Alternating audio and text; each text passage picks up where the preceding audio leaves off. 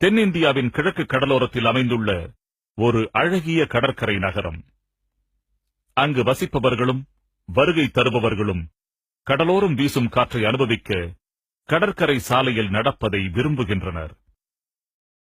ஆனால் ஒரு காலத்தில் புதுச்சேரியின் கடலோரத்தில் இப்போது உள்ள அழகற்ற கற்பாறை சுவருக்கு பதிலாக அழகான விசாலமான கடற்கரை இருந்தது பலருக்கும் தெரியாது.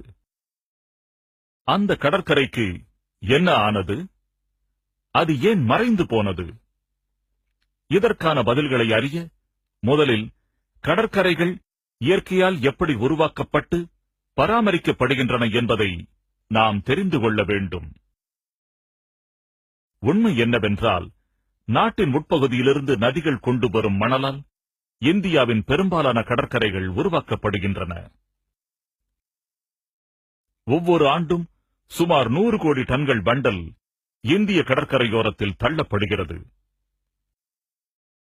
இதில் சுவாரஸ்யம் என்னவென்றால், கடற்கரையில் இருக்கும் மணல் அதே இடத்தில் இருந்து விடுவதில்லை. நமக்கு அது வெளிப்படையாக தெரிவதில்லை என்றாலும், கடற்கரை மணல் அலைகளாலும் கடல் நீரோட்டங்களாலும் தொடர்ந்து நகர்ந்து கொண்டேதான் இருக்கிறது. இந்த இயற்கையான மணல் நகர்வுக்கு லாங் ஷோர் டிரிஃப்ட் அல்லது மணல் பெயர்வு என்று பெயர். வருடத்தின் பெரும்பாலான நேரங்களில் இந்தியாவின் கிழக்கு கடற்கரை பகுதியில் வீசும் காற்று தென்கிழக்கிலிருந்து வீசி அலைகளை ஏற்படுத்துவதால் அவை மணலை வடக்கு நோக்கி நகர்த்திச் செல்லும். ஆண்டின் அடுத்த சில மாதங்களில் வடகிழக்கிலிருந்து காற்று அலைகளை நகர்த்துவதால் அது எதிர் திசைக்கு மாறி மணலை தெற்கு நோக்கி நகர்த்தும். அடிப்படை என்னவென்றால், கடற்கரை மணல் நிலையாக ஓரிடத்திலேயே இருப்பதில்லை. இந்த நகர்வை நாம் உணர்ந்து கொள்வதும் இல்லை. ஏனென்றால், இடம்பெயரும் மணலை நமது நதிகள் கடற்கரைக்கு கொண்டு வரும் மணல் ஈடுகட்டி விடுகிறது. இந்த லாங் ஷோர் டிரிஃப்டை தடை செய்யாத வரை இந்த மணல் கடலோரத்தில் ஒரு நதி போல தடையின்றி பாய்ந்து கொண்டே இருக்கும். புதுச்சேரியின் கடற்கரைகள் மறையத் தொடங்கியதன் காரணம், 1986ஆம் ஆண்டு நகரின் தெற்கு பகுதியில் ஒரு துறைமுகம் கட்டப்பட்டு இந்த இயற்கையான மணல் நகர்வு தடை செய்யப்பட்டதே. பெரும்பாலான செயற்கை துறைமுகங்களில் பெரும் அலைகளிலிருந்து படகுகளை பத்திரமாக நிறுத்தி வைக்க உதவும் பிரேக் வாட்டர்ஸ் எனப்படும் அலை தடுப்பு சுவர்கள் கட்டப்படுகின்றன. பிரச்சனை என்னவென்றால், கடலுக்குள் இதுபோன்ற நீண்ட அலை தடுப்பு சுவரை கட்டியது மணல் நகர்வை தடுத்துவிட்டது. இது தெற்கு பகுதியில் மணலை குவியச் செய்துவிட்டது. இந்த தடை காரணமாக துறைமுகத்தின் வடக்கு பகுதியில் மணல் தட்டுப்பாடு ஏற்பட்டது. வடக்கு பகுதியில் இருந்த மணலையும் மணல் பெயர்வு அடித்துக் கொண்டு போய்விட்டதாலும், ஈடுகட்ட புதிய மணல் வருவது தடை செய்யப்பட்டதாலும், துறைமுகத்தின் வடக்கு பகுதியில் நகரை நோக்கி மேலும் மேலும் கடலரிப்பு ஏற்பட்டுக் கொண்டிருந்தது. அதன் விளைவாக துறைமுகம் கட்டப்பட்ட 4 ஆண்டுகளுக்குள்ளாக புதுச்சேரியின் பெருமிதமாக விளங்கும் 4 கிலோமீட்டர் நீண்ட கடற்கரையானது முழுமையாக அழிந்து போய் அங்கு இந்த அவலட்சணமான கடற்சுவர் கட்டப்பட்டுவிட்டது. இதில் வருந்தக்கூடிய விஷயம், இந்த துறைமுகம் வடிவமைக்கப்பட்டபோது இப்படி கடலரிப்பு ஏற்படும் என்பது பொறியாளர்களுக்கு தெரியும் என்பதுதான். அவர்கள் இதற்கு அறிவுபூர்வ தீர்வாக அதை சாண்ட் பைபாஸ் அமைப்பின் மூலமாக நிவர்த்தி செய்ய சாதனங்களை பொருத்தினார்கள். சேறுவாரும் இயந்திரத்தின் மூலமாக தெற்கு பகுதியில் அதிகப்படியாக சேரும் மணலை வடக்கு பகுதிக்கு இறைத்து அதை புனரமைப்பதே இந்த வழி. துரதிருஷ்டவசமாக இந்த கடற்கரை புனரமைப்பு திட்டமானது செயலாக்கப்படாததால் துறைமுகத்தின் வடக்கு பகுதி தொடர்ந்து கடலரிப்பால் பாதிக்கப்பட்டது. பல ஆண்டுகளுக்குப் பிறகு, கடலரிப்பு மிகவும் கடுமையான பிறகுதான் இந்த சாண்ட் பைபாஸ் திட்டமானது செயல்படுத்தப்பட்டது. தெற்கு பகுதியிலிருந்து வடக்கு பகுதிக்கு மணலை செலுத்தியது வெற்றிகரமாக அமைந்ததால் துறைமுகத்தின் வடக்கு பகுதி கடற்கரை ஆச்சரியப்படத்தக்க வகையில் மறு உருவம் பெற்றது. ஆனால் காரணம் ஏதுமின்றி அந்த மணல் மாற்றும் நடைமுறை நிறுத்தப்பட்டது. ஆகவே மீண்டும் கடலரிப்பு ஏற்பட்டது. துறைமுகம் கட்டப்பட்டதிலிருந்து 10 கிலோமீட்டர் நீளமுள்ள தொன்மை வாய்ந்த கடற்கரை முழுமையாக அழிந்துவிட்டதுடன் புதுச்சேரியின் வடக்கிலுள்ள 30 கிலோமீட்டர் நீண்ட கடற்கரை பகுதி கடலரிப்பால் மிக கடுமையாக பாதிப்படைந்து விட்டது. மணற்பாங்கான இந்த கடற்கரைகள் அழிவது இங்குள்ள பரந்த இடத்தை நம்பியிருக்கும் மீனவர்கள் தங்கள் படகுகளை இழுத்து நிறுத்த முடியாமலும் வலைகளை உலர்த்த முடியாமலும் செய்துவிட்டது. ஆகவே அவர்களை சமாதானப்படுத்த குரோயன்ஸ் எனப்படும் தடுப்பு அரண்கள் கடலுக்குள் கட்டப்பட்டன. இந்த அரண்களை கட்டுவதன் பயன் மணல் பெயர்வு தடுக்கப்பட்டு ஒரு சிறு கடற்கரை பகுதியை உருவாக்குவதுதான். ஆனால் ஒரு தடுப்பு அரண் மூலமாக உருவாகும் ஒவ்வொரு சிறு கடற்கரைக்கும் பதிலாக மறுபுறத்தில் 3 அல்லது 4 மடங்கு கடலரிப்பு ஏற்படுவது தெளிவாகவே தெரிந்துவிட்டது. இந்த கடலரிப்பை மட்டுப்படுத்த மேலும் மேலும் தடுப்பு அரண்கள் கட்டப்பட்டாக வேண்டும். கடற்கரை ஒருபுறம் சிதைந்து கொண்டிருந்தாலும் கடற்சுவர்களையும் தடுப்பு அரண்களையும் கட்டுவதற்கு கணக்கற்ற பாறைகளை எடுக்க உள்நாட்டில் இருக்கும் மலைகள் தொடர்ந்து அழிக்கப்பட்டு வருகின்றன. இதில் வருத்தம் தரும் உண்மை என்னவென்றால் இந்த கட்டுமானங்கள் நிரந்தரமான தீர்வு அல்ல. அலைகளின் வீச்சால் சில மாதங்களிலோ அல்லது சில வருடங்களிலோ கடற்கரையில் அடுக்கப்பட்ட அந்த பாறைகள் மணலுக்குள் புதைந்து போய்விடுகின்றன. ஆகவே மேலும் அதிக பாறைகள் அந்த இடத்தில் குவிக்கப்படுகின்றன. இது ஒப்பந்தக்காரர்களை பொறுத்தவரை கொள்ளை லாபம். ஆனால் பொதுமக்களின் பணத்திற்கோ மிக பெரும் நஷ்டம். ஆச்சரியப்படும் வகையில் கடலரிப்பால் அழிந்து வரும் கடற்கரைகளின் மிக பெரும் மதிப்பை பற்றி யாருக்கும் அக்கறை இருப்பதாக தெரியவில்லை. கடற்கரையோர மனை வர்த்தகம் என்பது உலகெங்கும் மிக மதிப்பு வாய்ந்தது. இந்தியாவும் அதற்கு விதிவிலக்கல்ல. கடற்கரைகள் சுற்றுலா தொழிலை ஈர்க்கக்கூடியவை. உள்ளூர் பொருளாதாரத்திற்கும் வாழ்வாதாரத்திற்கும் மிக பெரும் ஊக்கத்தை அளிக்கக்கூடியவை. கடற்கரையின் ஒவ்வொரு கிலோமீட்டரும் அரிக்கப்பட்டு வரும் நிலையில் இந்தியா தனது அதிக மதிப்புள்ள கடலோர மனை வர்த்தகத்தை இழந்து வருவதோடு கடற்கரை சுற்றுலா தொழில் மூலம் கிடைக்கும் எதிர்கால வருவாயையும் இழந்து வருகிறது. கடலரிப்புக்கு கடற்சுவர்களும் தடுப்பு அரண்களும் தீர்வுகள் அல்ல. ஏனென்றால் அவை இயற்கையாக நிகழும் மணல் ஓட்டங்களின் அமைப்புக்கு இடையூறு செய்வதோடு கடலரிப்பின் வேகத்தையும் அதிகப்படுத்துகின்றன. அவற்றால் பிரச்சனையை தீர்க்க முடியாது.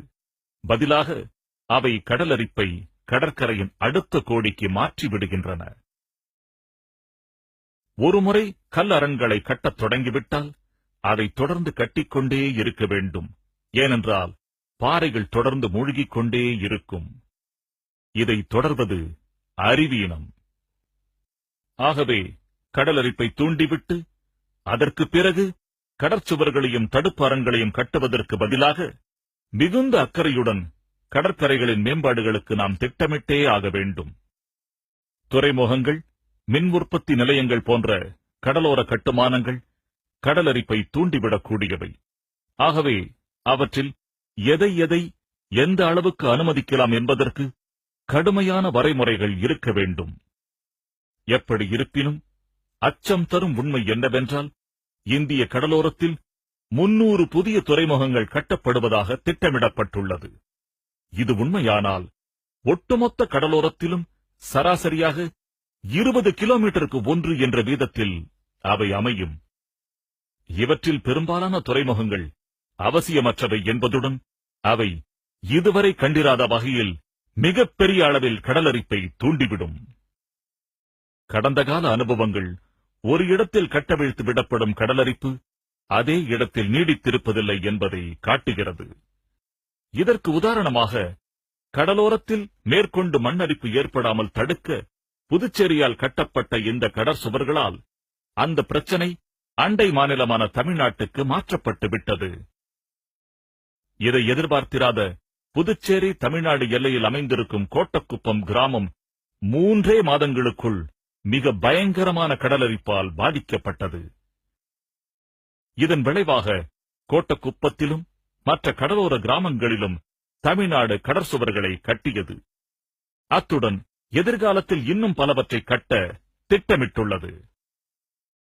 இந்த நாசம் விளைவிக்கும் கடற்சுவர் கட்டும் நடவடிக்கைகள் மட்டும் நிறுத்தப்படவில்லை என்றால் அது நம் மாநிலத்தின் வடக்கு பகுதிகளை மட்டும் பாதிப்பதோடு நில்லாமல் அண்டை மாநிலமான ஆந்திர பிரதேசத்தின் கடலோர பகுதிக்கும் இந்த கடலரிப்பை கொண்டு சென்றுவிடும். விஞ்ஞான பூர்வமாகவும் அறிவுபூர்வமாகவும் இந்த மனித நடவடிக்கைகளால் ஏற்படுத்தப்படும் கடலரிப்பு தடுக்கப்படாவிட்டால் ஒட்டுமொத்த இந்திய கடலோர பகுதிகளையும் அது நாசம் செய்துவிடும். மணற்பாங்கான கடற்கரைகள் எல்லா குடிமக்களுக்கும் உரிமையான விலைமதிப்பற்ற பொதுச் சொத்து. தொழில்முறையில் மீனவர்களுக்கு கடற்கரை மிகவும் முக்கியமானது என்பதுடன் சராசரி மக்களான நமக்கு மிகவும் இயற்கை அழகுடன் விளங்கும் உல்லாச இடங்களாக இருக்கக்கூடிய கடற்கரைகள் மேலும் பல வழிகளிலும் பயனளிப்பவையாக உள்ளன. கடற்கரை மணல் கடலின் உப்பு தண்ணீரானது நிலத்தினுள் புகாது ஒரு வடிகட்டி போல செயல்படுவதால் கடலோர நன்னீர் படுகைகள் பாதுகாக்கப்படுகின்றன. சூறாவளிகள், சுனாமி என்னும் ஆழி பேரலைகள் ஆகியவை ஏற்படும் பொழுது அவற்றின் சீற்றத்தால் நாம் பாதிக்கப்படாதவாறு கடற்கரைகள் அவற்றின் தாக்குதல் வேகத்தை குறைக்கின்றன.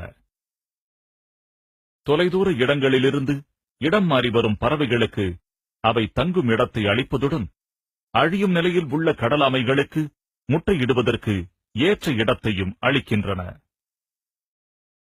இடையூறு ஏற்படுத்தாமல் விட்டால் கடலும் மணலும் ஒருங்கிணைந்து செயல்பட்டு ஒரு சமச்சீர் நிலையை பராமரித்துக் கொண்டிருக்கும். இன்று நமது நடவடிக்கைகளால் நாம் மணலின் இயற்கையான நகர்வு அமைப்பை பாதித்து அதை மாற்றி அந்த சமச்சீர் நிலையை சீர்குலைத்து விட்டோம். ஆகவே மணல் அரிப்புக்கு கடலை குறை கூறாமல் நாம் இழைத்த தவறுக்கு நாமே பொறுப்பேற்றுக் கொள்ள வேண்டும். இந்திய கடலோரங்களில் புற்றுநோயை போன்ற இந்த கடலரிப்பு ஏற்படுவதை போக்க ஒரே வழி அவற்றை தடுப்பதுதான். மானிட நடவடிக்கையால் ஏற்படும் கடலரிப்பின் மூல காரணங்களான அதிக எண்ணிக்கையில் துறைமுகங்களையும் கடலோர கட்டுமானங்களையும் அமைப்பதை கண்டிப்புடன் ஒரு கட்டுக்குள் வைப்பது மிகவும் முக்கியமானது. துறைமுகமோ அல்லது அதுபோன்ற ஒரு மேம்பாடோ ஏற்படுத்துவதை தவிர்க்க முடியாத இடத்தில் கடலரிப்பின் பாதிப்பை குறைக்க ஒரு சாண்ட் பைபாஸ் சிஸ்டம் அல்லது மணல் மாற்று அமைப்பை உருவாக்குவதை சட்டமாக்க வேண்டும். தன் மணல் மாற்ற செயல்முறையையும் கடற்கரையை புனரமைக்கும் நடவடிக்கைகளையும் புதுச்சேரி விடாப்பிடியாக தொடர்ந்திருந்தால் இன்று அங்கு ஒரு அழகான கடற்கரை இருந்திருக்கும். கடந்த கால தவறுகளிலிருந்து நாம் கவனமாக பாடம் கற்றுக்கொள்ள வேண்டியது மிக அவசியம். அதில் தவறிவிட்டால் மணல் அரிப்பு ஏற்பட்டு இந்தியாவின் மீதமுள்ள பெருமை வாய்ந்த கடற்கரைகள் அழிந்து விடுவதுடன் அந்த இடங்களில் பாறை குவியல்கள் மட்டுமே மீதமாக இருக்கும். இன்று புதுச்சேரி குழந்தைகள் ஒரு கடற்கரையை காண விரும்பினால் அதற்கு இன்னொரு மாநிலத்திற்கு பயணம் செய்ய வேண்டிய நிலை ஏற்பட்டுள்ளது. அதிர்ஷ்டவசமாக அழிந்து போன சில கடற்கரை பகுதிகளையாவது மீட்டெடுக்க அர்ப்பணிப்புள்ள சில முயற்சிகள் மேற்கொள்ளப்பட்டு வருகின்றன. ஆனால் இந்தியாவின் கடலோரத்தில் இருந்து அரித்து அழிக்கப்பட்ட மற்ற பல கடற்கரைகள் விஷயத்தில் என்ன செய்வது? அத்துடன் மனிதரால் அவசியமில்லாத வகையில் ஏற்படுத்தப்பட்ட கடலரிப்பால் உடனடி அபாயத்தில் உள்ள கடற்கரைகளுக்கு என்ன தீர்வு? இது இந்தியாவின் அழிந்து கொண்டிருக்கும் பல கடற்கரைகளை காப்பாற்ற மிகவும் அவசரமாகவும் ஒருங்கிணைந்தும் கொடுக்கப்படும் ஒரு எச்சரிக்கை குரல். இந்தியாவின் 40% கடலோர பகுதிகள் ஏற்கனவே கடலரிப்புக்கு ஆட்பட்டு விட்டதை ஆய்வுகள் காட்டுகின்றன. இதை தடுக்க ஒரே வழி அறிவுபூர்வமான வகையில் உருவாக்கும் கடலோர மேம்பாட்டு கொள்கைகளினாலும் நடவடிக்கைகளினாலும் கடலோரம் முழுவதும் உள்ள மணல் சுலபமாக தடையற்று நகர முடிவதை உறுதி செய்வதுதான்.